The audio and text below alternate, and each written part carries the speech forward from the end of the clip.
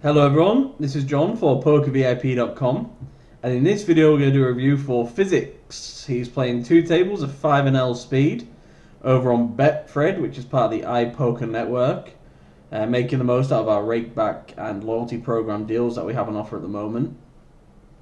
FIZZ1CS is a bit of a mystery. He comes and goes on the forum. I spoke to him briefly and he's a friend of a couple of the guys who use the forum. The reason I want to do this video is I've heard some reports that this makes Blizzy look like a tight, just a tight, weak reg from what I hear. And that this guy is Blizzy on ecstasy, steroids, and basically every drug enhancer that makes you go crazy in the world. So it'll be interesting to see what the video is. I've not looked at it yet, but I've got high hopes for it. Looking forward to seeing some crazy lines. Seeing what he gets up to and see if his reputation precedes him. So we're going to crack on. We're going to see what he has to offer, and I will be pointing out ways to play hands, how I would play certain hands, and basically just the usual player review. So like I say, two tables speed. We've been here a lot of times before. Aces and jacks. Wow, good start to the video. Pretty straightforward. Looks like he's 2.5xing in the cutoff. I'd probably just stay with standard 3x, especially like in these micro-stakes games. People play, you know, a little weak, well, just a little worse, should I say. So we can just get value for these hands straight up. Like, we don't need to be 2.5xing because it's not really a steal. It's just a standard open from the cutoff. So I'd probably just stick with 3x. But I do understand that people like to 2.5x it from the cutoff. Aces, standard 3x under the gun.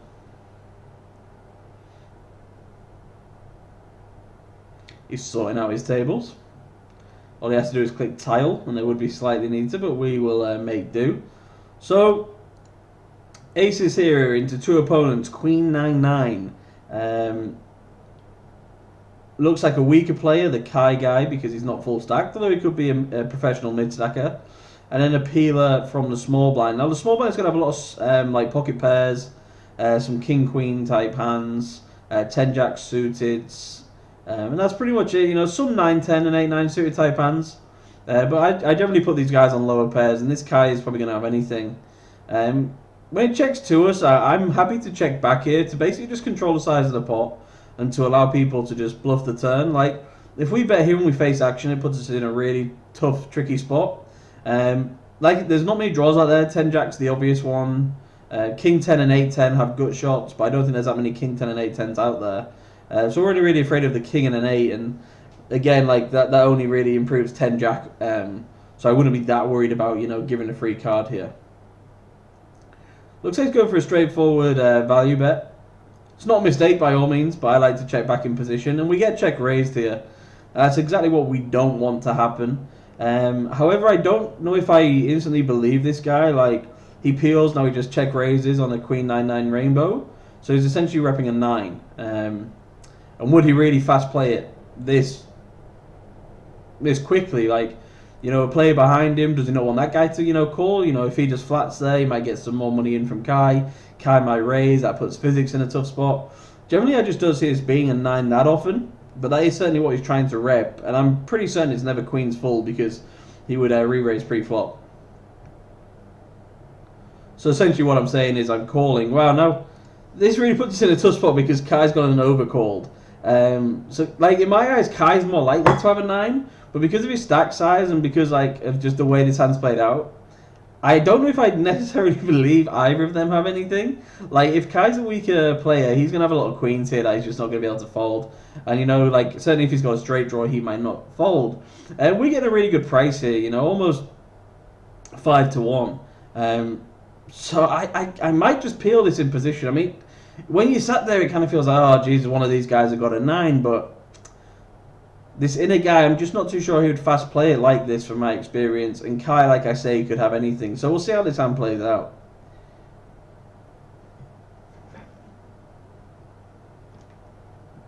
He goes for the call, and the jack comes on the turn. That improves 8-10 and king 10, but like I say, I don't think either of them really have a hand like that.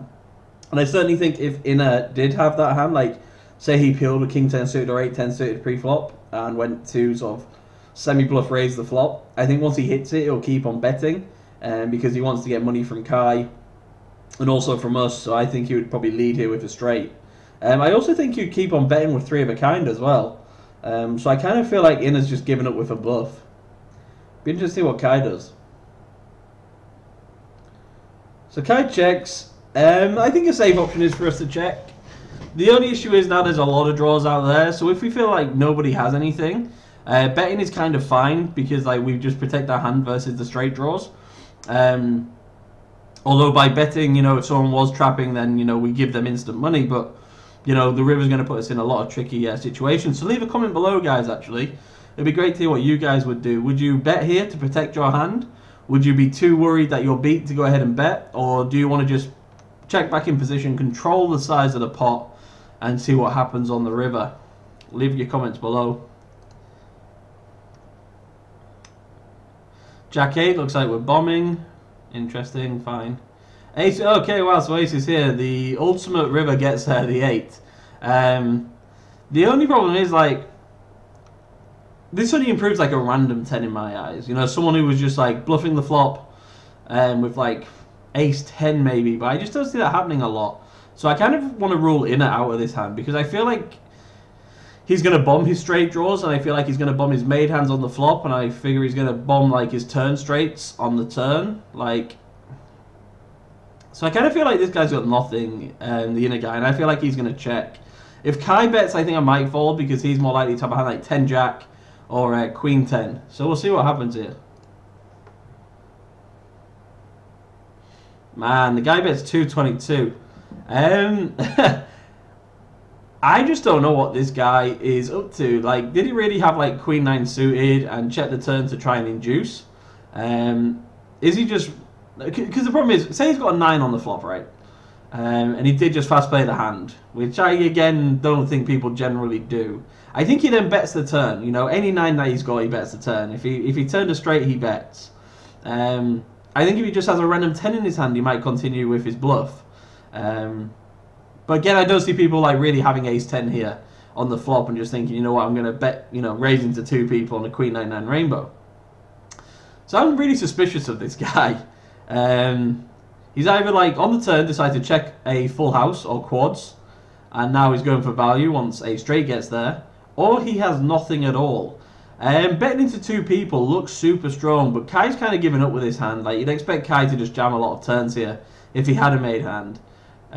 So maybe he thinks he can get it through there. And our hand is somewhat face up to be like a 1 pair. You know, flopped, you know, obviously flop 2 pair hand, but, you know, maybe a pocket pair, maybe a queen, like king, queen, ace, queen, aces or kings, which a lot of people will fold here because obviously everything gets there. But I'm looking at this pot just thinking, what house does he play this way that has a 10 in it? And I really just don't see many in there. You know, pocket 10s makes no sense. 10 Jack makes sense, but would he not just barrel the turn? You know, he turns a pair and he has a draw, maybe he just goes with it. Maybe not, maybe he just played 10 Jack. So in my eyes, 10 Jack's the only hand that really makes sense here. But again, people don't just go ahead and check raise 10 Jack on a Queen 9-9 rainbow that often.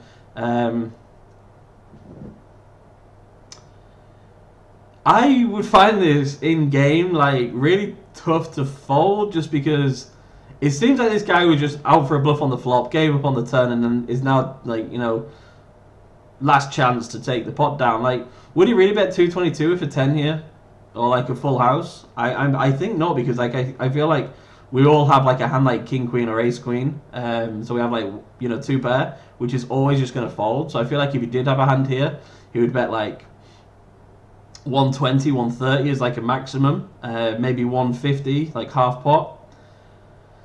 To me, this just feels like a bluff. I feel like physics might fold here just because everything does get there, and you know, it's very easy for me to sort of point this out as a bluff or feel like it is a bluff, and I might be about to make a massive fool of myself when I click play. But I think I call this in game just because it doesn't make enough sense to me, and generally when something doesn't make sense, it's not what they're trying to rep, basically. Yeah, he's thinking 10 Jack, open the cutoff. Yeah, fine. I really want him to call this. Going all in would be, you know, crazy, obviously. He's going for it. Do it, bro. Nice. What's he got? Sixes. Boom. It just makes total sense to me that I think that's a great call, man. I think a lot of people, and if you're all being honest, would fold that. And I don't feel like he tanked there for a while. He really thought about this hand. I feel like he just made a great read there. And I feel like he was probably sat there in game thinking, hold on a minute, this just doesn't feel right. Why is this guy betting this much? Why is he check raising the flop? Why is he checking the turn? Nothing makes sense. And like I say, I think the sizing, to me, kind of gave it away there that it was potentially a bluff. Because, like, if he's got a full house or a straight, he wants a call. So why would he bet that big? So nice call, bud. 10 jack, I think we can go for a standard C bet. 60% is fine. Great flop for us. 5's under the gun, happy to raise. Looks like he's 2.5xing under the gun. I really don't like that, and I don't understand it. Under the gun, we could even go bigger than 3x. At these games, we're going to have a tight range. People are going to call us. We don't always want to be playing out of position. So I think we just go for 3x under the gun as a standard there, bud. 10 jack, I like a barrel here on the turn. People are going to call the flop, with a fair few hands there that they don't want to just fold. We rep pretty strong by double barreling, so I would definitely have gone for it. But on the river, though, I give up. Obviously, there's no draws on the flop. This guy's going to have a hand like, ace 5, ace 10, ace jack quite a lot of the time, so I'd probably just give up there. 5's here, we flop a set. I like the sizing.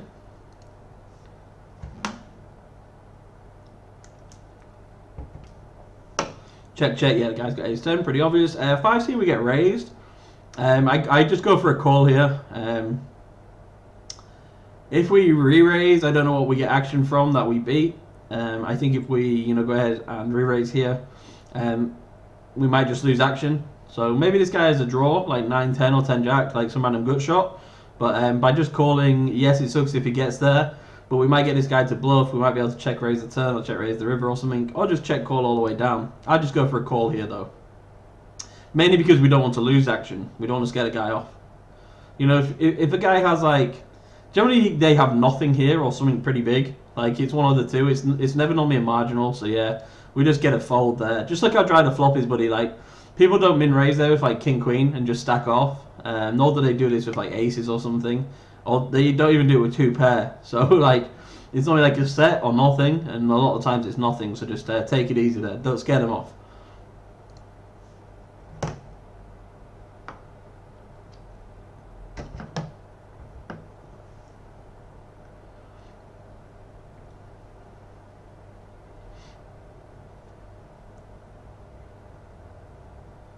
Three, 4 suited blind. He min raises blind versus blind. I don't like that either. I think we go for 3x. We want to give these people less of a price to call when we're in the small blind. We want them to fold the big blind. So, go 3x there. Give them less of a price. Like if I'm in the big blind versus someone like you who min raises, I'm going to beat you up all day long. Maybe these players won't do that, but like the good ones will. They're just going to call. They're going to put you in horrible positions post flop.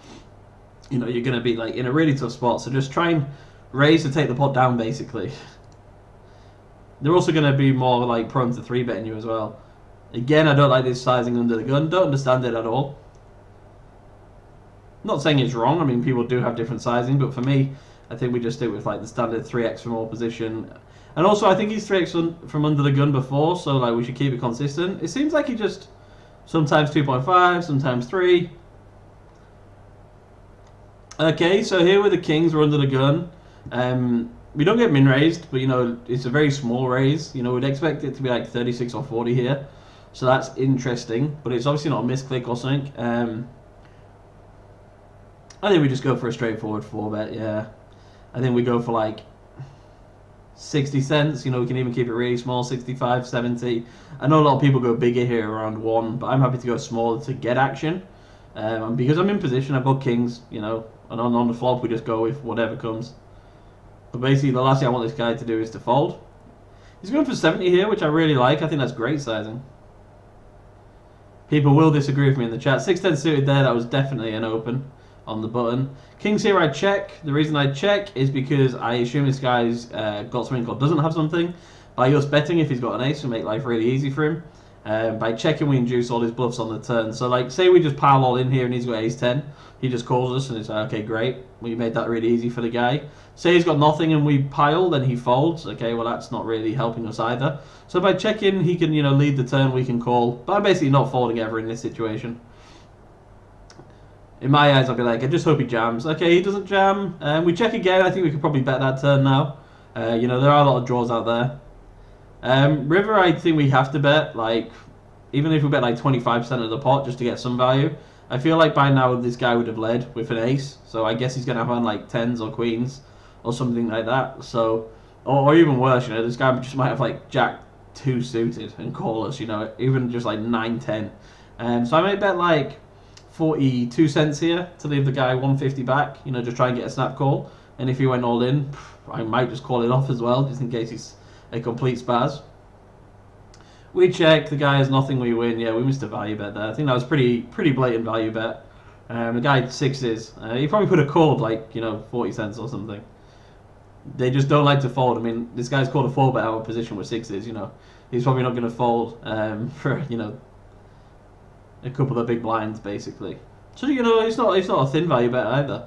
But just don't be scared of people check raising you. You just have a plan. Like, be more scared of missing out on value. Pocket 8s here, we can go call or 3-bet. 3-betting's fine, versus the button because they are going to call wide. 10s I would definitely 3-bet. We are deep though, so we need to be careful of that. We've gone for 30 here. Out of position, I like to go at least 3x or just slightly over, so I think that's probably a bit too small, especially when deep. This guy's just going to peel us and absolutely crush us. 8s here, I might go ahead and call once, just because people see bet all the time, and it kind of just, if we are just flat with 8s pre, then maybe we do have to call once. But I guess he's going to fold, which isn't bad. Obviously, it's a bad flop for us.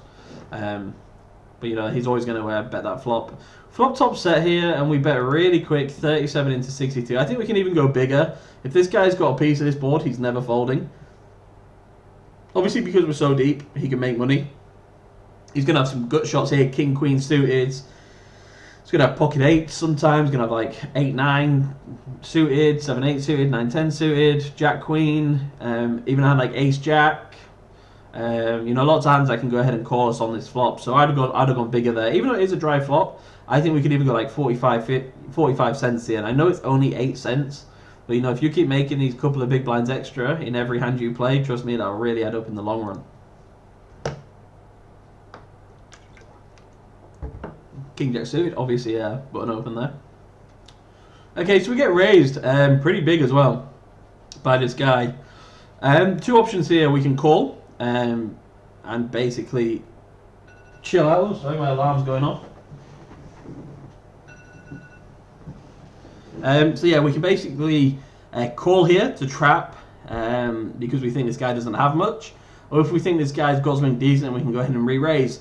I think I would probably just go ahead and re-raise here, just because like he's gonna have a lot of draws. Like I said, we are deep, and he's gonna want to see the turn cards here, and he is in position. So I think I'd probably make this like 260 like total, and then obviously just never folding because I just feel we have the nuts. So well, I mean we do essentially have the nuts. I don't see too many jack 8s or 6-8s for this guy, and also if he has a set or 2 pair. If we call and a bad turn comes, we might put him off giving us more money. So yeah, I make it like 260 here.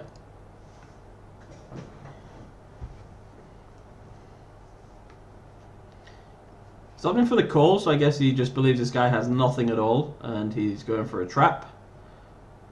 King Jack gets there, that's the only hand that improves to beat us. It's gone check on the turn, which is a bit annoying. Now we're going to lead the river. I think 215 is fine. Not too sure what can call us, but we have set 10, so I think we have to bet here. This guy's going to check back a lot. If he checks back turn, he's going to check back river a lot with like his second pairs. He does bet though, and I think we do go for a raise here. I think this guy bets jack king on the turn. He bets jack 8 and he bets 6-8. I just never seen him having pocket queens. So I actually like a big raise here. Really put the guy. I'd actually shove. It's not that big of a shove either. It looks quite big just because of the stack sizes. But, by us shoving, it might look like a bluff. Like we just had, like, ace-8 in our hand or something like that. And, like, generally if we do turn the straight, we're going to lead the river. Same if we do have a set. So we might be able to level this guy into calling.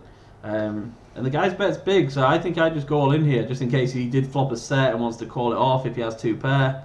Although I expect this guy to bet all of his sets on the turn, so it's kind of interesting like what this guy's got. Like maybe he's got Jack Queen and was like raising the flop, decided to pot control the turn when he turned a pair. So yeah, he might just call it off with that sometimes. It could be really horrible to him and just min raise or something to just try and get the crying call and give him a great big price. But I think going all in's fine here, and that looks like what he's going to do. Do it. I just don't see us being beat, basically, by him checking the turn. So I'm confident I'm ahead. The obvious draw on the flop, you know, someone having an 8 in the hand missed. We would have fast played our set, generally on the flop turn, or, you know, led the river, so he's not going to believe that. So I think he might just be thinking we're completely at it here. So we bet flop, he raised, we called. Check, check on the turn, check, jam on the river. Looks pretty weird, right?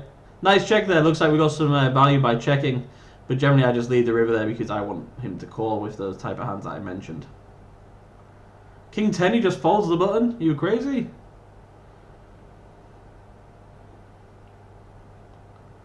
So yeah, Physics is definitely living up to what I heard about him. You know, maybe just focusing on the bigger pots and not, you know, paying too much attention to the small pots, which is obviously going to really hurt us in the long run.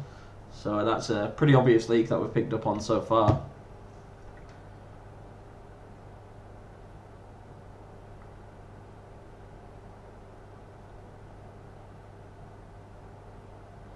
Threes here will be a fold.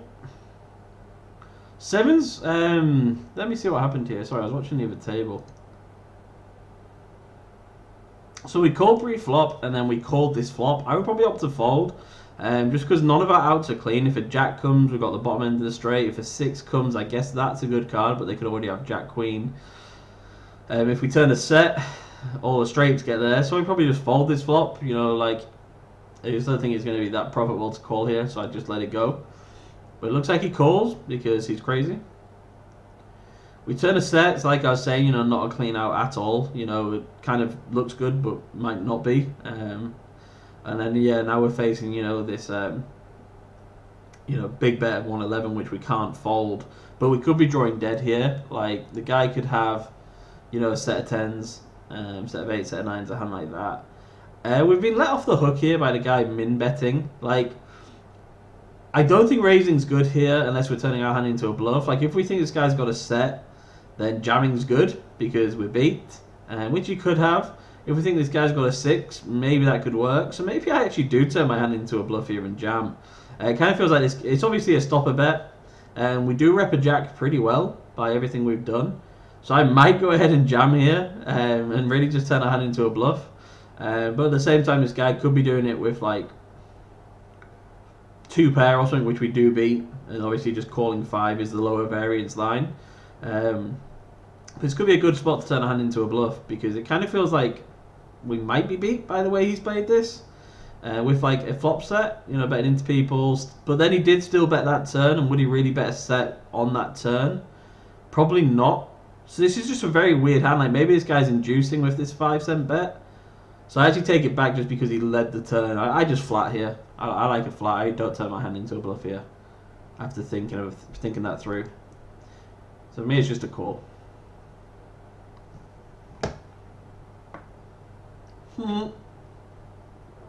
He thinks he doesn't have the best hand, so it looks like he's going to jam.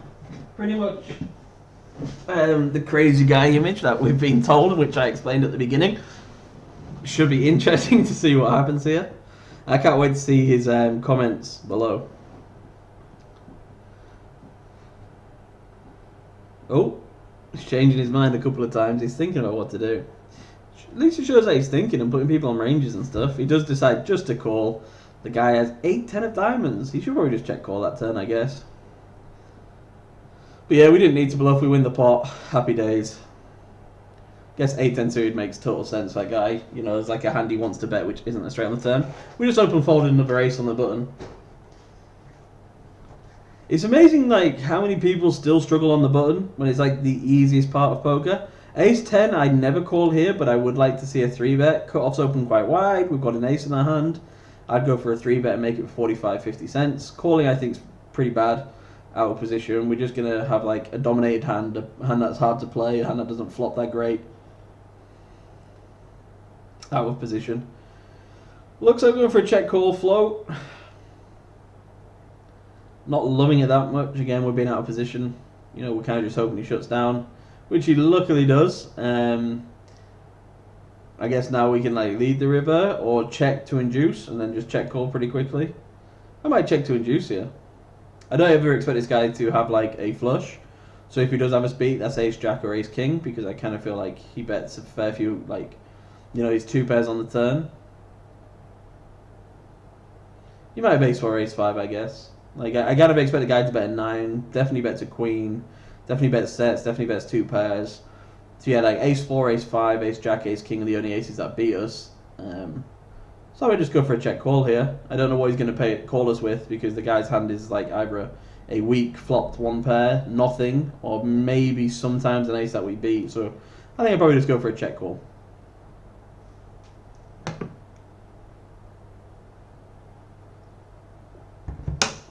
You know, this guy's going to want to bet this river a lot to make us fold hands like 6s, 7s, 8s, you know, flop pair. Wow, the guy had 6, 7 of hearts and he didn't barrel a turn. Crazy. Definitely double barreling a straight draw and flush draw there. 9, 10, I'd like to see appeal. 6-bet push, that'd be a good name for physics. I just call. Nice. Like to see this. A good normal standard line by physics.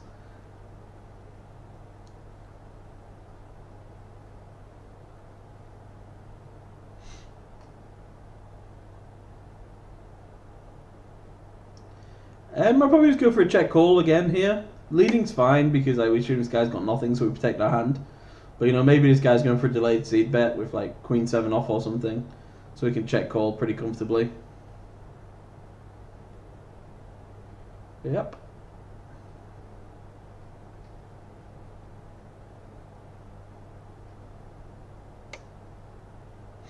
River, you know, the flush draw gets there, but I don't expect this guy to have that many flush draws that he doesn't bet on the flop. So I guess the guy either like checked back the flop with an ace or has nothing. It's a decent sized bet though. Just does see the guy having a flush that often. Might go for a call here. Might look him up. Nice. See, if this is it, like, you know, I talk about this a lot. If something doesn't make sense, then it's probably just not a hand. So, you know, you can really just, like, deduce things by just, you know, taking that extra couple of seconds. Queen 5 looks like we're just taking a stab at this limp pot. And it looks like we're going for it again. Quite interesting. Hand I might shut down with. But it works. Nice. Physics definitely likes to win some pots, that's for sure.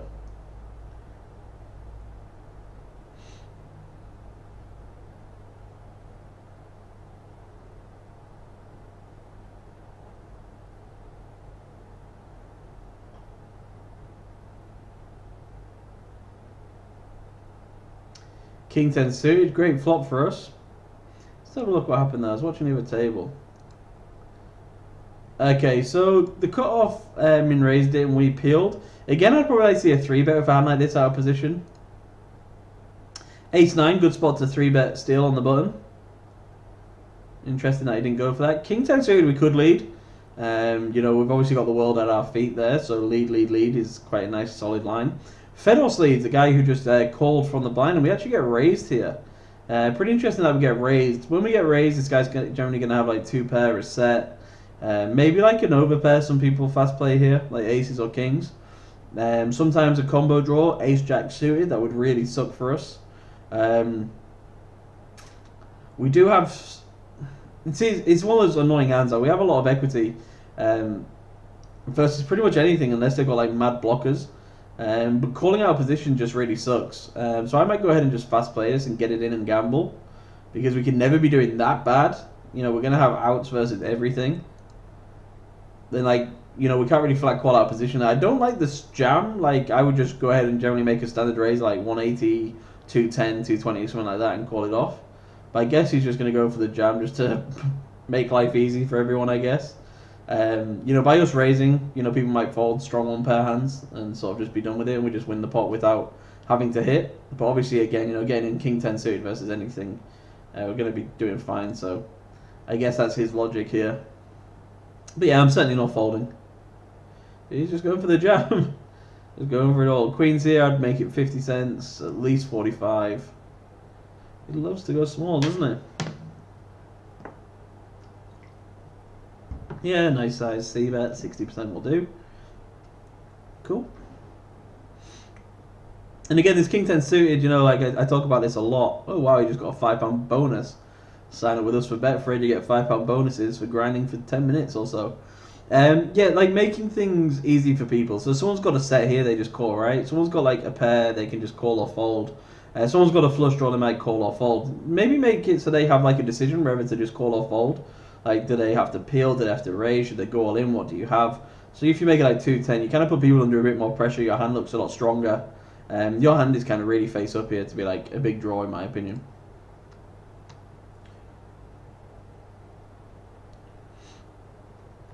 We get folds, and we'll call that the live play video here, just because we have a conclusion coming up, which will contain quite a few things. There's definitely a few leaks there, and a few things that we can instantly fix. So yeah, I'll be back in a second with that. Okay, guys. So now the conclusion here for his play. I'm actually going to start off with the negatives on this one, because the negatives are actually pretty simple ones to fix. You know, our pre-flop game is the easiest game of all, especially when it's like opening. Like opening hands is just very straightforward, whatever, easy. Just straightforward poker, you know, the easiest part of poker, the easiest bit to learn, in my opinion, after the rules. So, you know, need solid opening ranges for each position. What I've actually done is I've wrote an article with my ideal speed poker opening ranges and opening sizes, which I've linked in the description below. I could obviously, you know, go through on this slideshow with all of those ranges on, but all the information's there, and you can obviously, you know, copy and paste the pictures off it. You can screenshot it. You can have it up on your other monitor. You can have it up, you know, by the side of your screens, and you can, everyone there can read it and have like a real clear insight of what to open in these speed or fast fold poker games, which should work perfectly for you. Now on there, you know, I said to 3.5x under the gun. You can just choose to 3x if you want. I'm gonna leave that up to you, but all my reasoning is on there. I just don't like this random 2.5x thing.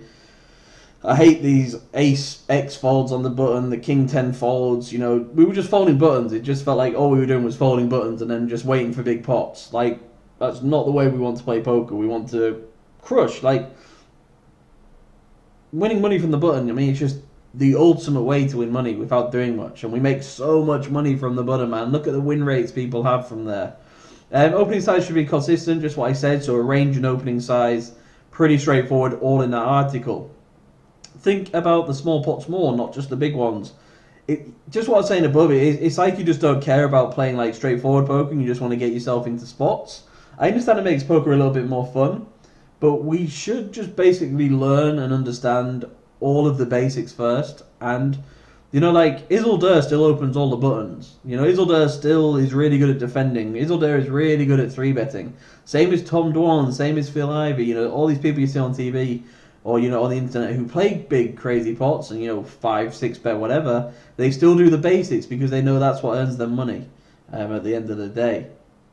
Think about villains' ranges. We 3-bet a set of 5s on a Queen 8-5 rainbow, and that just lost us action. You know, the guy just min raises the flop. Okay, so what does min raise mean? Strength or nothing much, or nothing at all. So by strength, that means he's probably going to have us beat. Or by nothing at all, that means he's going to fold when we raise. Just call, let this guy hang himself. On that board, I would check call, and maybe check raise the river, but maybe just check call all the way down. Induce those bluffs, my dude. Don't just try and, like, scare these people off. So that's really easy to fix. Like I say, the article will be in the description below with all of the ranges and sizings on there for you. The positives, clear thinking in some tough spots. You know, like the aces hand. You know, when people are tanking that long, they're really thinking things through. And it was great to see you make the same decision I made, which isn't actually a straightforward decision. It's actually a really tough call to make, man. And like, I know you play crazy and stuff, but like, even crazy people don't like to call off their stacks with, like, you know, one pair on a bad board. if it doesn't make sense. Like, people aren't just like calling it off. You know, crazy people like to raise or whatever. But I like that, man. Like, I really liked your logic there, and it'd be great to, you know, see you write in the comments what, you know, you think these guys had or whatever. Not afraid to make strong plays. That's awesome. Like, having no fear at a poker table is a great thing as long as you're controlled. You want to have controlled aggression, man. Like, it's pointless just, you know, like I say with the pocket fives going crazy there and losing action. It's also pointless saying you've got nothing on a board where it seems that the guy has something. But if you know that some guy has like a weak hand or is on the weaker side of his range, and you can really put this guy under some pressure, then, you know, that's a pretty good thing to have in the locker. You know, it's good to have those bullets in the gun and for you to be able to fire a few of them at people. Now, this leads me on to the last one. We'll have a reputation which you can take advantage of. What do I mean by this? Well, people at the table are probably going to think you're a bit crazy, maybe a bit fishy. You know, maybe your stats will look quite poor because of like the button opening and whatever. So, say you then start getting decent hands and you're, you know, opening these buttons and you're value betting and you're just, you know, going straight forward value. Then these guys are going to be like, what the hell's going on here? So maybe like, you know, you've got 9-10 on a Queen-10 deuce-deuce-4. Your reputation is that people call you if anything. You can maybe bet that 9-10 sometimes. You could certainly bet the Jack-Queen and be quite confident that you'll get called. So basically just playing into your image. You know, if people think you're crazy and make these massive check raises on the river and they're always calling you, then guess what? When you've got a big hand, go for that check raise there. Because if they're going to call you, they're going to call you. They're not going to believe you. Your stats are going to look so random. They're going to have notes on you. You tweet these little things and you're going to absolutely ruin these guys. So basically what I'm saying is we have some great positives. We just need to build these negatives. And your negatives are actually really simple to fix. Like, you'll read the article, you'll start opening those hands, you'll change your bet sizing, you'll think a little clearer. You'll win some small pots and your profit will just ramp up and you'll be like, wow, man, like, this session I didn't really play any big pots, nothing happened, but I won like 2 buy-ins. Like, how did that happen? Just from stealing on the button, from c-betting, from winning the little pots. And it'll all really start to click in and make some sense. So even though not like a member we've had around for a long time, or a member who doesn't post that much, but someone who sent me a video, and then someone who said, man, by the way, I've just watched my mate's video, you have to watch this, he's a little bit crazy, make the video now, please. I'm really glad I did it, it was really fun, I hope you guys enjoyed it. I said quite a few times throughout that video as well to leave comments below, please do, because on a lot of those decisions, you know, there's kind of a couple of different ways to go. It'd be great to see how you guys would go or what you thought about his play. So just put, you know, like, say it happened at the 1 minute mark, put 1 minute, his hand, and then what you would have done with it and why, and we can all start commenting about that. So this was his review. I really enjoyed it, and look forward to seeing your comments. This was John for PokerVIP.com.